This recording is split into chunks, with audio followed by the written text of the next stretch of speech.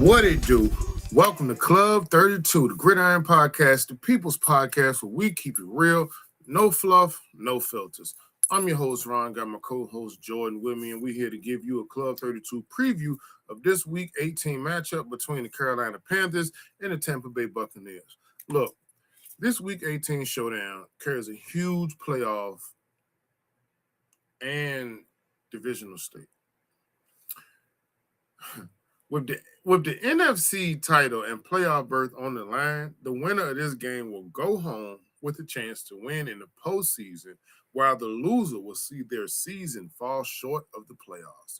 So we're going to dive straight into it. But before we do, make sure to like, subscribe, and hit that bell so you can stay in the loop with Club 32. Let's go.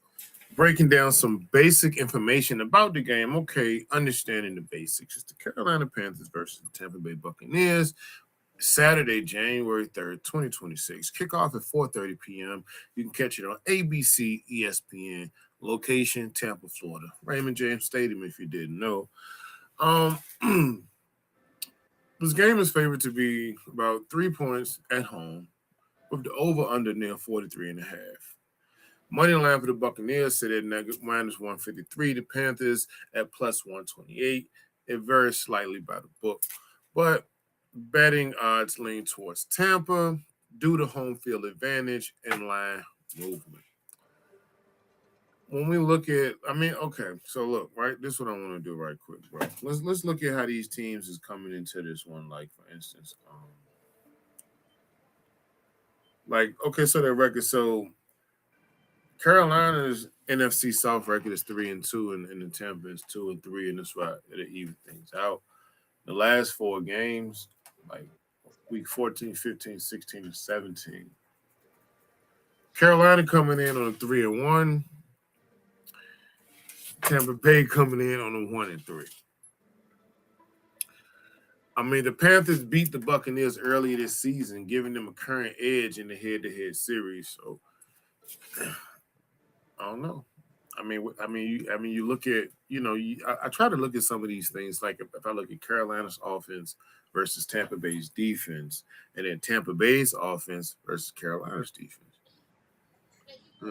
How do you think they match up against each other? And then I'll break down the stats for you. But how do you think they match up against each other? No lie, the Buccaneers defense is a little shaky. Mm-hmm. And even though the Panthers offense is slow to start, once they get rolling, from what I've seen, is kind of hard to stop. Like, it's only been one team that was able to put a stop to that. Yeah, that was the number right now. Was right now the number one team and number one seed in the NFC Seahawks. Mm-hmm. Everybody else, once they got a rhythm, that was it. We seen with the Rams game. Hey, no, for sure. Look, I want people to understand that we want y'all to come on the show and have these conversations with us. You know what I'm saying?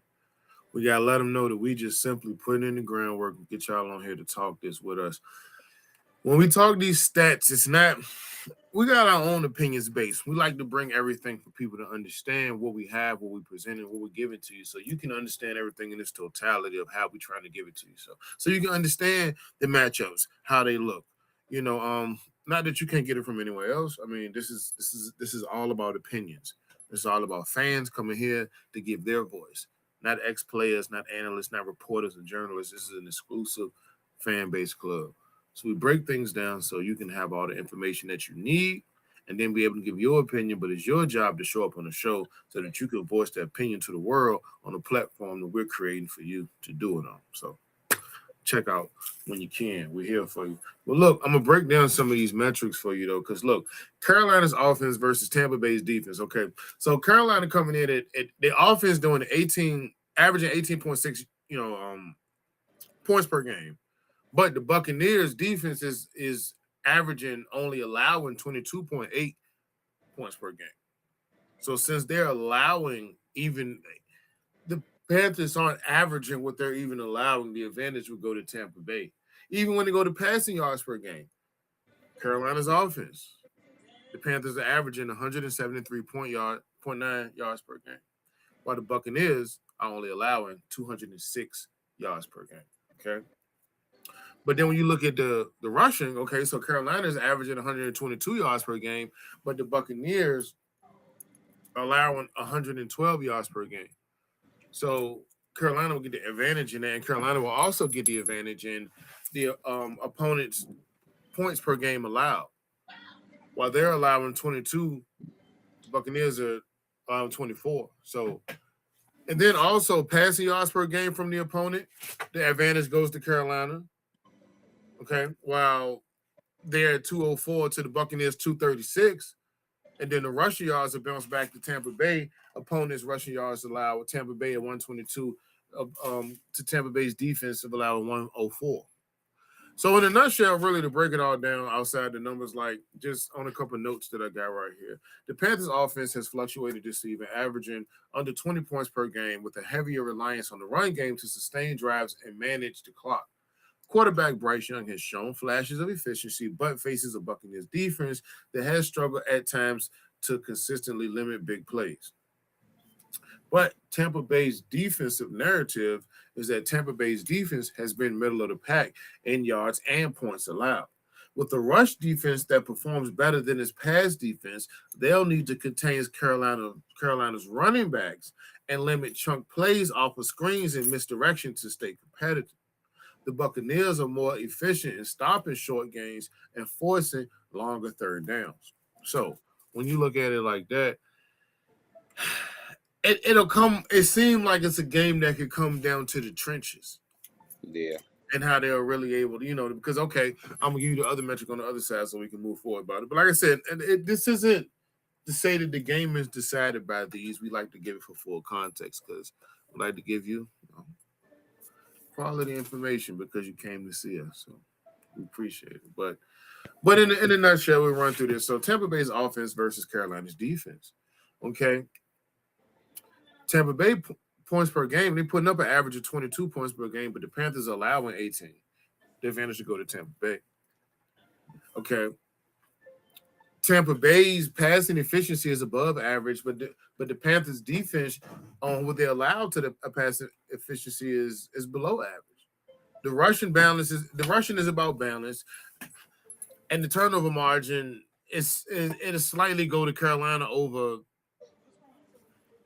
Tampa when it comes to the defense and what they're able to produce. So, I mean, in a nutshell, without, getting into too much, the Tampa Bay's offensive narrative, the Tampa Bay's, their offense, I mean, we gotta consider what the condition of Baker Mayfield is, because I know he's not at 100% health coming into this. I mean, they average more points per game than Carolina, and, they tend to show a balance between the pass and the run. And I mean, you got to consider that Mayfield has more experience controlling the pocket, giving Tampa Bay an edge in clutch moments. I mean, if it comes down to the nitty gritty, I mean, he has more experience actually, navigating these situations. Carolina just found it in groove when Baker had his. So, I mean, they'll need to attack Carolina's secondary and then find rhythm early against a defense that can bend, but occasionally will give up yards after a catcher. So, like, I mean, if you can put the pressure on them and try to establish a rhythm early, then you might put them in position to not be as competitive as they would be if they have the edge over top of you.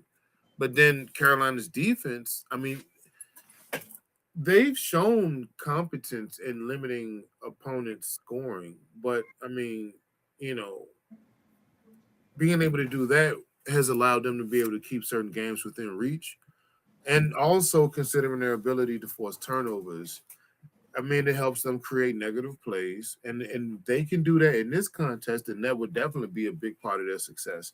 And if they can consistently keep pressure on Baker in third down situations, they'll give themselves also an advantage because they don't want to allow them to get into a rhythm. When Tampa get into a rhythm, they gone. And there's really no stopping that. So, I mean, the best thing they can do is to try to disrupt that early and often to not allow them to get comfortable. So, I mean, I'm not sure. I mean, know. I don't know.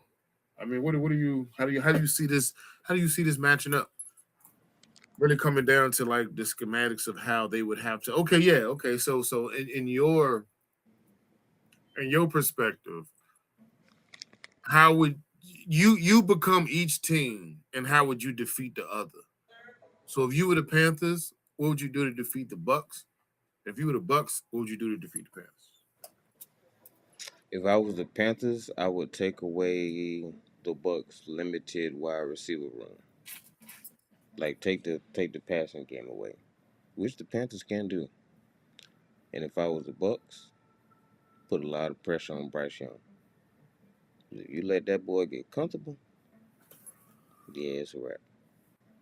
And by putting pressure on him, that's where they trenches got to show up. That defensive line, yeah. Maybe a linebacker or safety, here and there. But yeah, that defensive line, yeah, y'all gonna have to put some pressure on that boy. Yeah, they don't have to.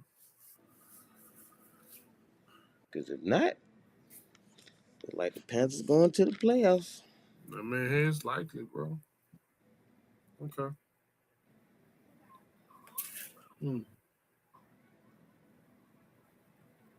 It's gonna be a good one though. It's definitely gonna be a good one. When I look at okay, let's look at some of the. I don't want to say the strengths versus weaknesses. Like, okay, so the offensive identity for the Carolina Panthers going into this is they got to be a run-heavy, possession-focused team. Okay.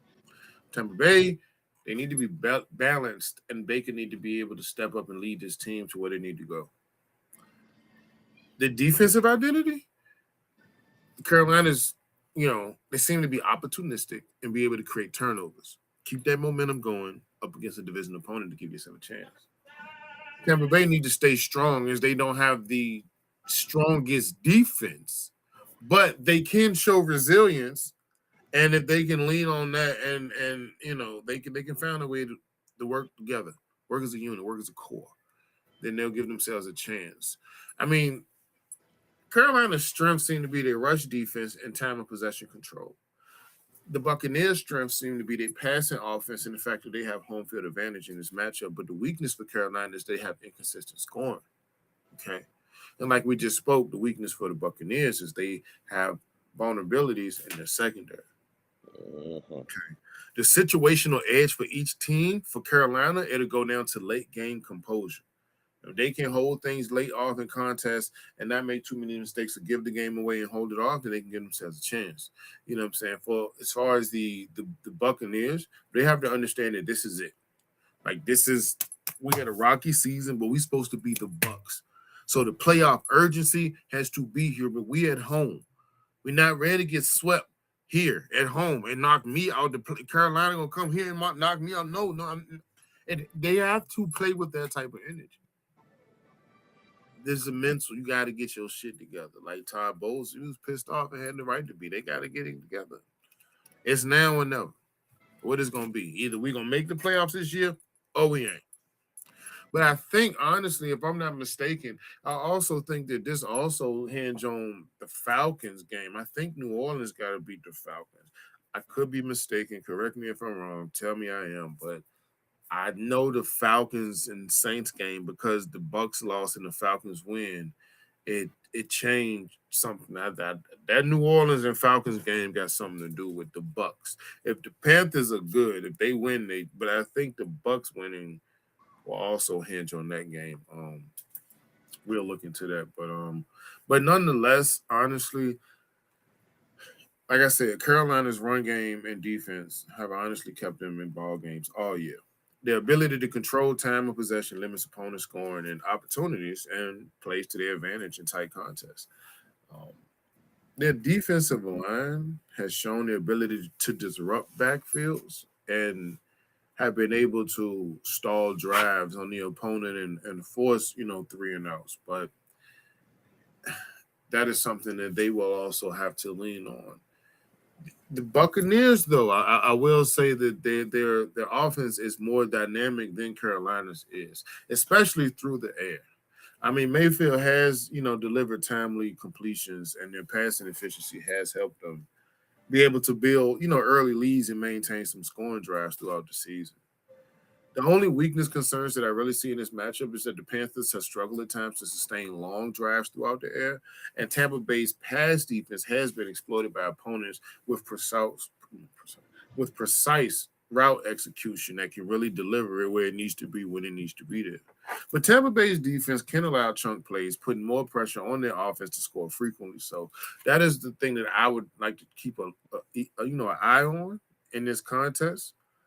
Um, when you look at the matchups like Carolina's rushing offense versus Tampa Bay's rushing defense, okay, so looking at the ground game right there, I'll give the advantage to Carolina, and I think because it can help control the clock and the tempo, and that's what they're going to need to do in this contest. Like I said, it's all about being able to keep the ball away from Tampa Bay and not allowing them to get into a rhythm. Tampa Bay's passing offense versus Carolina's secondary. In this, as far as this passing game, I would give, like I said, the advantage to Tampa Bay, as we've been saying for the whole segment.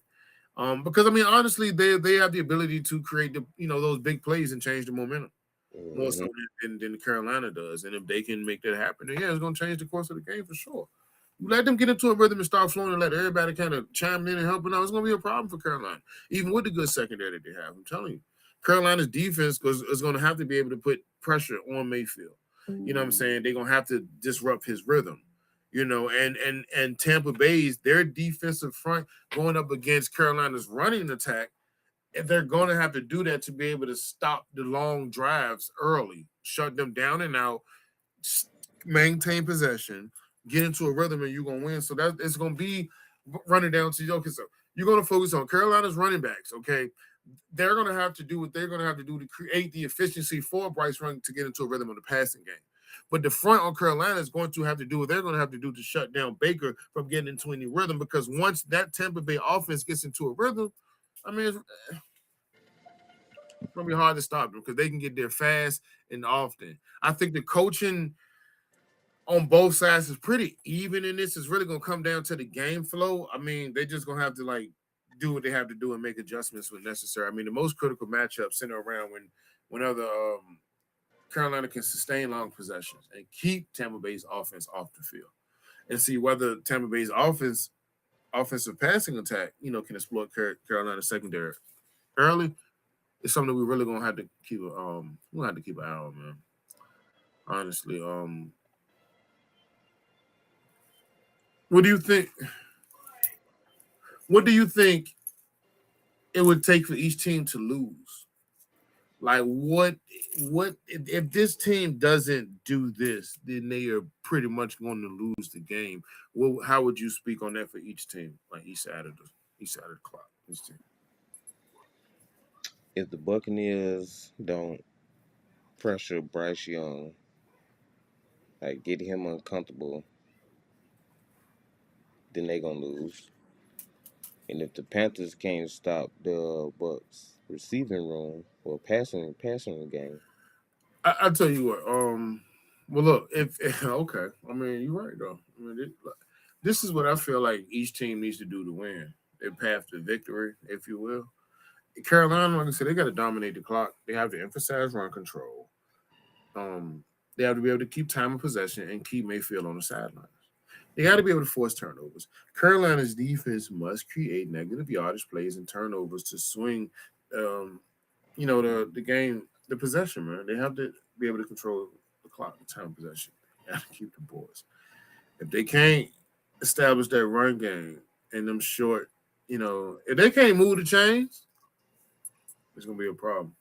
They got to limit the big passing plays because Tampa is going to come out and they're going to fight for their life. I would expect them to prevent breakdowns in coverage that'll lead to explosive games, and honestly, they have to be able to capitalize on any early scoring opportunities that they may get. They got to punch them drives straight into the end zone instead of just sitting there settling on field goals. Like, they got to be able to finish and have a high red zone efficiency.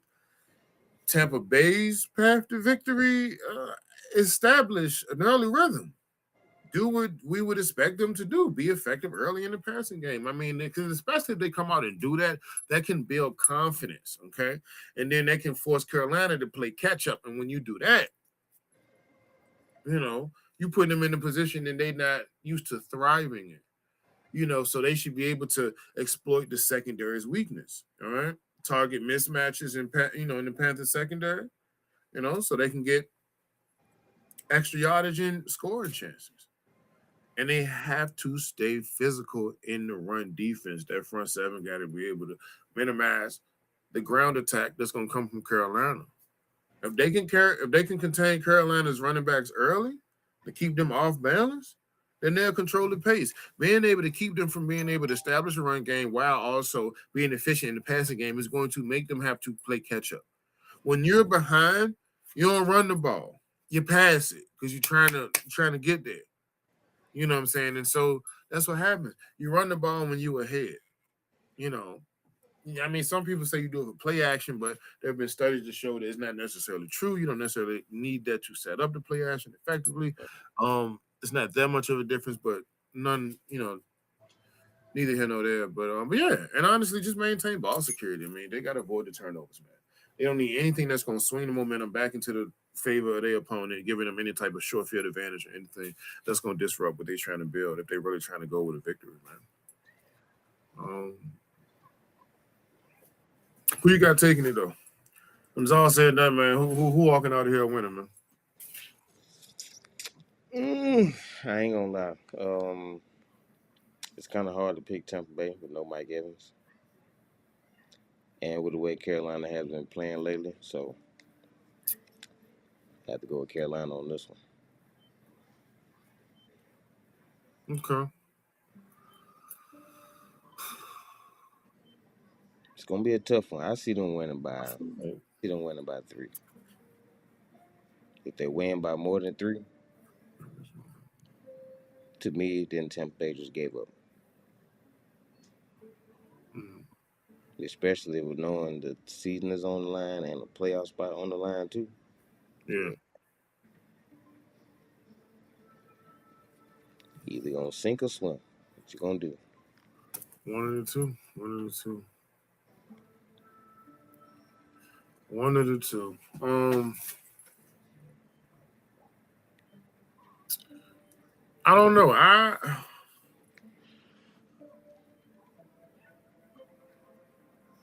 think Carolina might creep in there, man.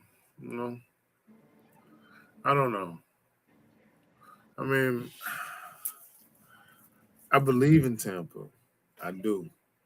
But I don't know. They could.